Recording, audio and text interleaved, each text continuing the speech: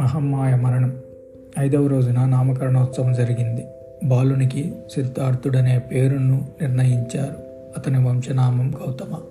అందుచేత లోకప్రియంగా గౌతమునిగా పిలువబడేవాడు. పుత్రుడు పుట్టి నామకరణం చేసే మధ్యగల ఆనందమయ కాలంలో అకస్మాత్తుగా మహమ్మాయ జబ్బు పడింది. వ్యాధి చాలా తీవ్రతరమైంది.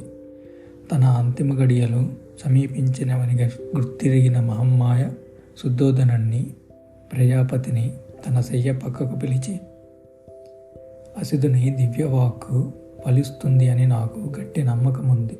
కానీ దాన్ని కళ్ళారా చూడటానికి నేను బ్రతికి ఉండటం లేదు కదా అనే నా విచారము. నా పిల్లవాడు త్వరలో తల్లి లేనివాడవుతాడు.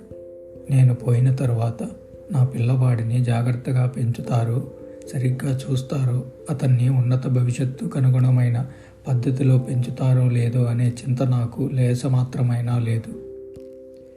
ప్రజాపతి, నా పిల్లవాడిని నీకు అప్పగిస్తున్నాను. అతన్ని నాకంటే ఎక్కువగా చూసుకుంటావు అన్న విషయంలో నాకు మాత్రం సందేహమే లేదు. విచారించకండి. దేవుని నుండి పిలుపు వచ్చింది. అతని దూతలు నన్ను తీసుకువెళ్ళడానికై వేచి ఉన్నారు. నాకు సెలవిప్పించండి అంటూ మహమ్మాయ అంతిమ శ్వాస విడిచింది. తన తల్లి అస్తమించే నాటికి సిద్ధార్థుడు 7 రోజుల పసికందు మాత్రమే. సిద్ధార్థునికి నందుడనే తమ్ముడు ఉన్నాడు. అతడు శుద్ధోదనుని వల్ల మహాప్రజాపతికి పుట్టినవాడు. అతనికి పినతండ్రి కుమారులు చాలామంది ఉండేవారు.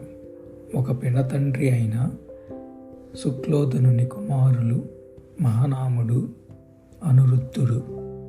మరో పినతండ్రి అమితోదనుర్తుని కుమారుడు ఆనందుడు, మేనత్త కుమారుడు దేవదత్తుడు ఉండేవారు.